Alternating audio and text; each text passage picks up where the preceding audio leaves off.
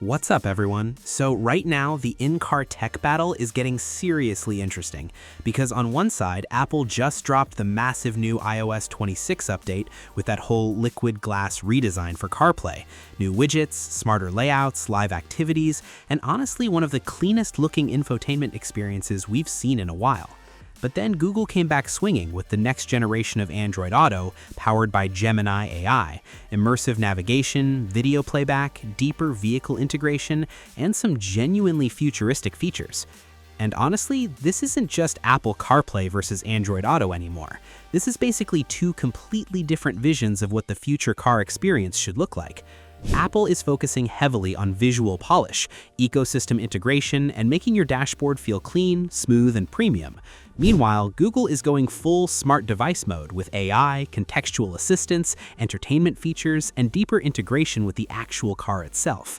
So yeah, today we're comparing the brand new Apple CarPlay with iOS 26 against the new Android Auto experience to figure out which one actually feels better, smarter, and more useful in real-world driving.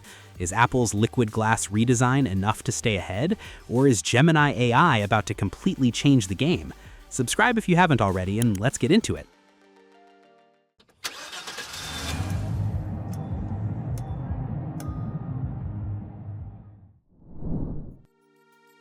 Now, first up, we gotta talk about the visual experience, because this is probably where Apple hit the hardest this year.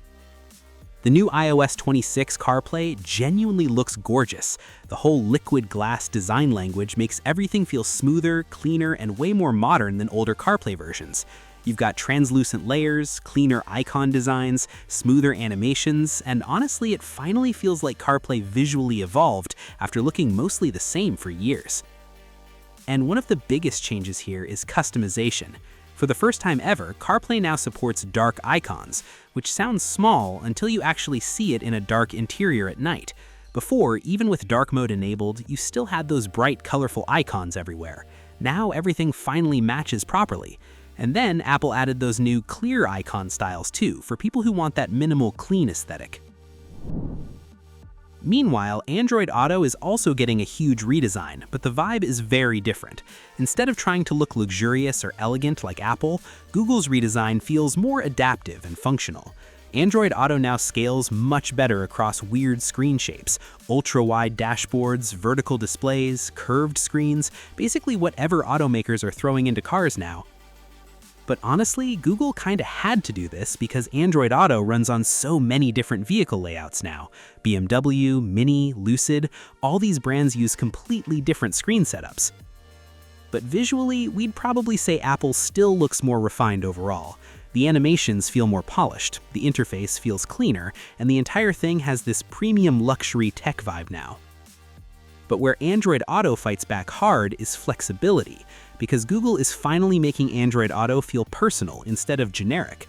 Wallpapers, widgets, customizable layouts, glanceable controls, all of that stuff makes the system feel more alive now compared to the older Maps and Spotify-only experience. And speaking of widgets, both companies clearly realized people are tired of constantly switching between apps while driving. Apple now supports widget stacks directly inside CarPlay, so you can swipe through weather, calendar, music controls, photos, deliveries, sports scores, basically whatever you want sitting right on the dashboard. And honestly, this might be one of the best features in the entire iOS 26 update. Google's approach is similar, but a little more utility-focused. Android Auto widgets are designed to stay visible while navigation is running, which honestly feels super practical. You can have weather info, smart home shortcuts, garage door controls, favorite contacts, all sitting alongside maps without fully leaving navigation. And this is where the differences between Apple and Google start becoming really obvious. Apple's widgets feel like an extension of your phone ecosystem. Google's widgets feel like part of a smart car ecosystem. Neither is wrong, they're just targeting different experiences. Now let's talk about navigation, because both systems are making huge moves here too. Apple added some genuinely useful upgrades inside Maps. You can now report hazards, crashes, traffic, closures, and road issues directly from CarPlay, helping other drivers in real time. There's also improved zoom controls and smarter screen scaling for wider dashboards. But honestly, Google absolutely went insane with navigation this year. The new immersive navigation inside Google Maps looks crazy compared to current Android Auto. We're talking detailed 3D environments, terrain rendering, lane visuals, stop signs, overpasses, environmental depth, and way more visual context overall. It honestly looks closer to built-in luxury vehicle navigation systems now, instead of traditional smartphone GPS. And then Google takes it even further with cars that support Google built-in, because now some vehicles can use the front-facing camera to provide live lane guidance in real time. So the system literally analyzes the road ahead and shows your exact lane positioning directly inside maps. That's honestly next-level stuff. Apple's navigation upgrades feel polished and refined. Google's navigation upgrades feel futuristic. Now, entertainment is another category where things suddenly got way more competitive, because both Apple and Google are finally embracing the reality that modern cars are basically entertainment lounges now. Apple quietly added support for video playback inside CarPlay if automakers allow it, which is cool, but right now it still feels pretty limited and not widely supported yet. Google, meanwhile, is going full send with it. Android Auto is officially getting video playback support for apps like YouTube while parked or charging, full HD, 60 FPS directly on the infotainment display. And honestly, this makes total sense now.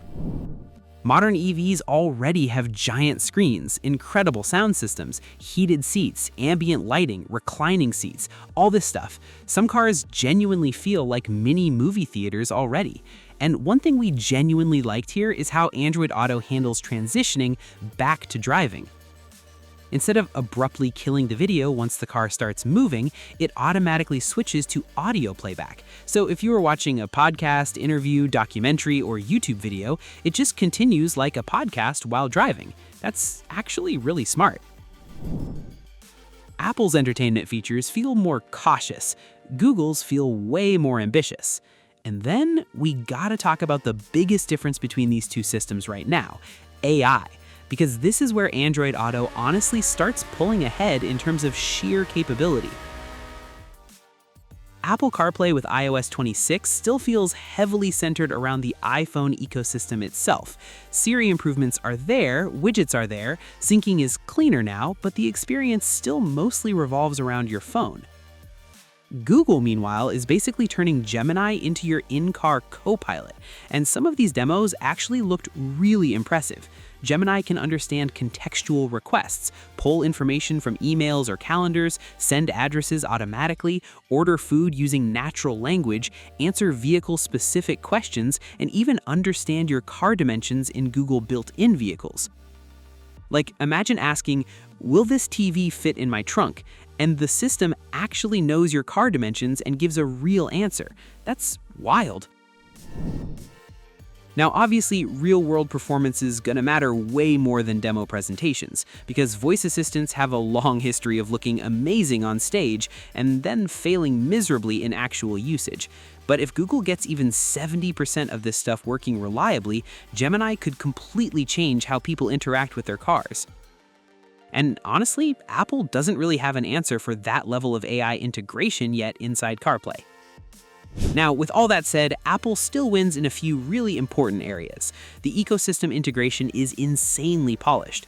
If you already use iPhone, Apple Watch, AirPods, Messages, Calendar, Maps, all of that stuff just works together beautifully. CarPlay feels very natural if you're already deep into Apple's ecosystem. And visually, we still think Apple's interface looks more premium overall. But Android Auto feels more experimental right now, more ambitious, more willing to push into new territory. Especially with Gemini AI and Google built-in vehicles, Android Auto is starting to feel less like a phone projection system and more like a fully integrated automotive operating system. So honestly, choosing between these two now really depends on what you value more. If you want elegance, simplicity, smooth visuals, polished ecosystem integration, and a super refined dashboard experience, Apple CarPlay with iOS 26 looks fantastic. But if you want smarter AI, deeper car integration, futuristic navigation, better entertainment features, and a system that feels more like the future of connected vehicles, Android Auto is becoming really hard to ignore now. And honestly, this is probably the most competitive CarPlay versus Android Auto has been in years, because for the first time in a long time, both systems actually feel exciting again.